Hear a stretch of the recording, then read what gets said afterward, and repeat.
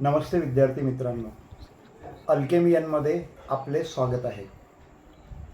आज पुन्हा एकदा 12वी केमिस्ट्री आणि सोल्युशन या सेशनमध्ये पुढचा जो पॉईंट आहे, कॉन्सेप्ट क्लिअरिंग पॉईंट, त्याला आपण सुरुवात करतोय. काल आपण पाहिलं होतं कालच्या भागामध्ये की लोअरिंग ऑफ वेपर प्रेशर आणि लोअरिंग ऑफ वेपर प्रेशर तो आपण काल संपवला होता, तो पॉईंट बघितला होता. आज आपल्याला बघायचं आहे एक डेरिवेशन आहे, त्याच्यामध्ये 3 पार्ट आहेत. आजच्या पार्टमध्ये Raoult's law for solution of non volatile solute हा पार्ट आपण बघणार आहे.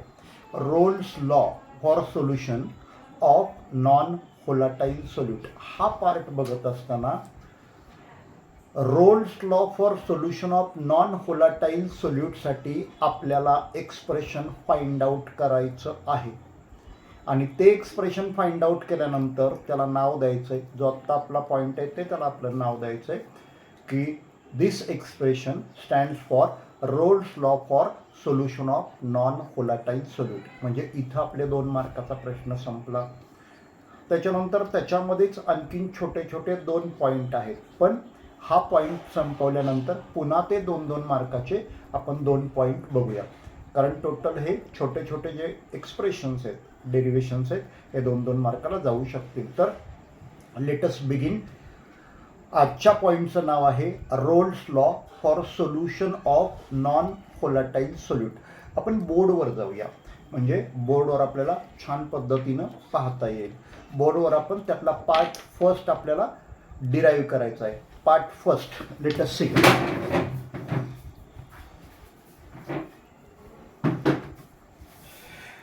चलो स्टार्ट करूया. आपल्याला जे काही डिराईव्ह करायचं आहे ते इथं दिलेलं आहे.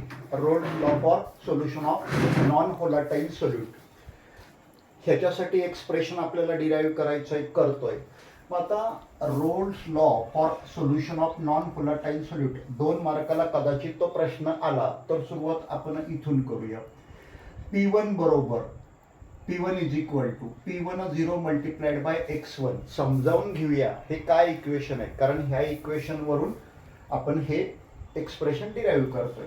P1 खाली तुमच्या लक्षात येत असेल तर लिहिलेलं आहे मी तुमच्यासाठी. P1 बरोबर vapour pressure of solvent over the solution. P1 म्हणजे काय? Vapour pressure of solvent over the solution. Okay. P1 0 म्हणजे काय समजावून घेतोय, टेक्स्टबुक मध्ये ह्या गोष्टी कन्फर्म करा. P1 0 म्हणजे vapour pressure of pure solvent आणि x1 म्हणजे काय आहे, मोल fraction of solvent in the solution. ह्या 3 गोष्टी समजावून घेतल्या. इथं मी तुमच्यासाठी लिहिलंय. हे इक्वेशन आधी लिहायचं, समजावून घ्यायचं. जमलं तर आपण ज्यावेळेस नोटबुकमध्ये लिहितोय त्यावेळेला इथं आपलं x1 म्हणजे काय आपल्या लक्षात राहण्यासाठी, मोल fraction of solvent in the solution. P1 0 म्हणजे काय असतं, vapour pressure of pure solvent. तिथल्या तिथं पटकन लिहिलं ना तर कॉन्सेप्ट आपल्या क्लिअर होत जातात. आणि P1 म्हणजे काय, vapour pressure of solvent over the solution. आता हे जे एक्सप्रेशन मांडलंय त्याचंच आपल्याला स्टेटमेंट लिहायचं आहे. स्टेटमेंट लिहिणं आपण ह्याच्यावरूनच लिहितो. स्टेटमेंट कसं लिहायचं बघा. Vapour pressure of solvent over the solution equals to vapour pressure of pure solvent multiplied by mole fraction of solvent in the solution. हे एक्सप्रेशन तुम्ही मांडलं, त्यातल्या टर्म लक्षात घेतल्या तर त्याच टर्म फक्त तुम्हाला लिहायच्या, ते म्हणजे स्टेटमेंट. ओके. पुन्हा एकदा आपण करूया. P1 म्हणजे काय, vapour pressure of solvent over the solution is equal to P1 0 म्हणजे काय, vapour pressure of pure solvent multiplied by x1 म्हणजे काय, mole fraction of solvent in the solution. हे एका लाईनमध्ये लिहायचं आहे. म्हणजे ह्या एक्सप्रेशनचं स्टेटमेंट आपण लिहिलं पाहिजे. ओके. इथं आपल्याला साधारणपणे 1 मार्काचं डिस्ट्रीब्युशन होऊ शकतं. त्याच्या खाली आता स्टेटमेंट लिहिलं की आता त्याच्यानंतर आपण काय करूया, तेच हे जे आपण इथं आता डिराईव्ह करायचं ना आपल्याला 2 मार्कासाठी. तर P1 इज इक्वल टू, समजा 2 मार्काला आलं तर त्याच्यापेक्षा जास्त मार्काला येऊ शकतं. P1 is equal to P1 0 multiplied by x1. आपण हेच इक्वेशन मांडून घेतलं. ओके. फायनली आपल्याला इथपर्यंत पोहोचायचं आहे. मग P1 is equal to P1 0 multiplied by x1. Okay. एक गोष्ट सांगतो, x1 प्लस x2 बरोबर 1 असं असतं. x1 plus x2 is equal to 1. मग आपण आता x1 ची व्हॅल्यू काढून घेतली, मग x2 इकडे जर आणला आपण तर 1 मधून तो मायनस होतो. मग x1 is equal to 1 minus x2. Okay, म्हणजे हे बेस आहे. तुम्ही म्हणाल की डायरेक्ट x1 बरोबर सर कुठून आणलं असं, हे पुस्तकात दिलंय, पण त्याच्या अगोदरचं इक्वेशन काय आहे हे मी तुम्हाला सांगतोय. x1 plus x2 is equal to 1. मग आता x2 आहे तो इकडे आणला म्हणजे 1 मधून तो मायनस झाला, म्हणजे x1 बरोबर 1 मायनस x2 हे लक्षात घेतलं पाहिजे.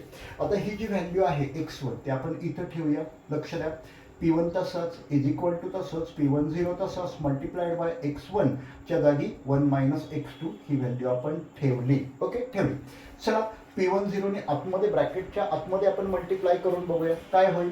P1 0 ओके, हे तसंच मायनस, आता सॉरी P1 0 ने 1 ला मल्टिप्लाय केलं. पे अटेन्शन द्या, P1 0 ने 1 ला मल्टिप्लाय केलं, हे झालं P1 0. हे मायनस साईन इथं आलं आणि आता P1 0 ने x2 ला मल्टिप्लाय केलं म्हणजे काय आलं, P1 0 मल्टिप्लाइड बाय x2, म्हणजे सेकंड स्टेप आली, महत्वाची स्टेप आहे. ओके, आता P1 0 जर इकडं आणला म्हणजे लेफ्ट हँड साईडला तर तो P1 मधून मायनस व्हायला पाहिजे. ओके, होतो तो P1 0 लेफ्ट हँड साईडला घेऊन या, तो P1 मधून मायनस करा. P1 मायनस P1 0, म्हणजे राईट हँड साईडला काय राहिलं, मायनस P1 0 x2, तेच लिहिलंय मायनस P1 0 x2. ओके, आता ही तिसरी स्टेप झाली.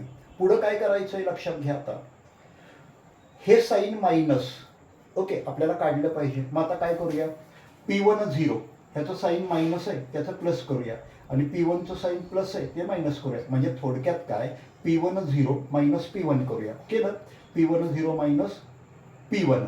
ओके, इथं P1 0 मायनस P1 बरोबर काय, ह्याचं मायनस साईन निघून गेलं कारण ह्याच्या साईन चेंज केल्या, इकडे सुद्धा आपण साईन चेंज केल्या, म्हणजे P1 0 मल्टिप्लाइड बाय x2 हे साईन चेंज झालं.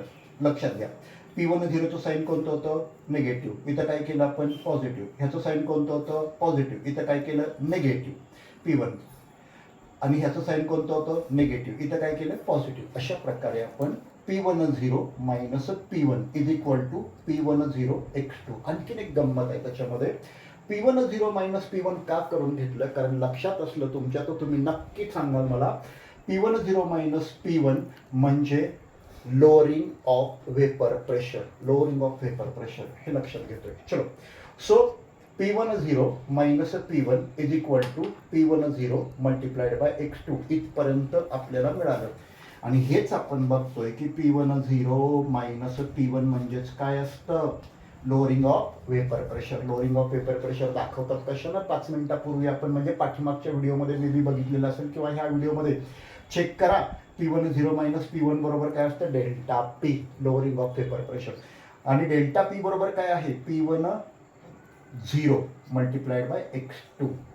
हा जो काही delta P is equal to P1 0 multiplied by x2 हे जे इक्वेशन शोधून काढलं आपण त्याला आपण काय म्हणणार आहे, हे Raoult's law for solution of non volatile solute. हे above equation stand for Raoult's law for solution of non volatile solute.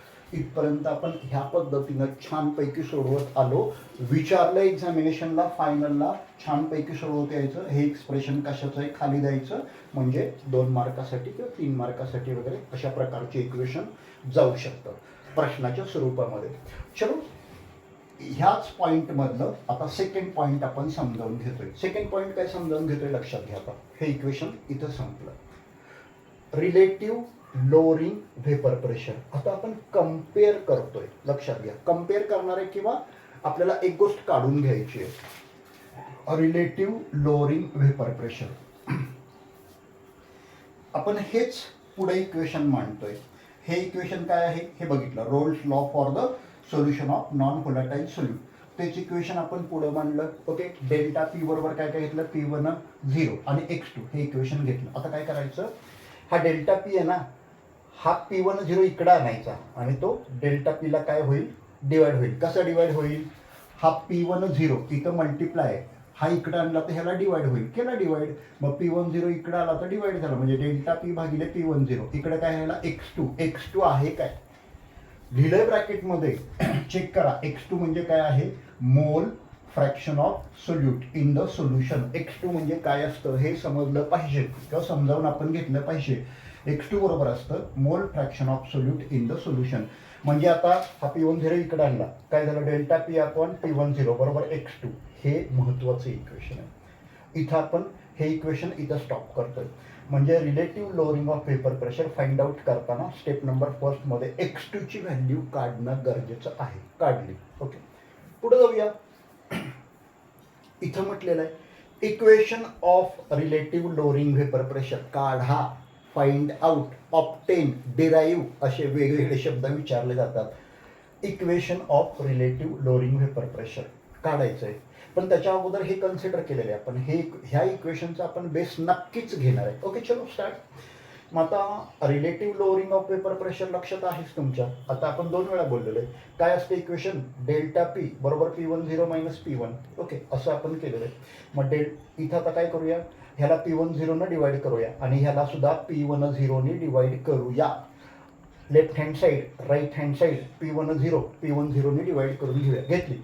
Delta P divided by P10 minus P1 divided by P10. दोन्ही साईडला LHS RHSला P10 ने divide करून घेतलं. पुढे next. आता हेच आपल्या लक्षात येत आहे की डेल्टा पी आपण P10 वरती बघा, इथंच डेल्टा पी आपण P10 काय व्हॅल्यू x2 मांडली. मग ह्याची व्हॅल्यू लेफ्ट हँड साईडची व्हॅल्यू x2 मिळाली. x2 बरोबर काय, राईट हँड साईडला काय P10 minus P1 divided by P10.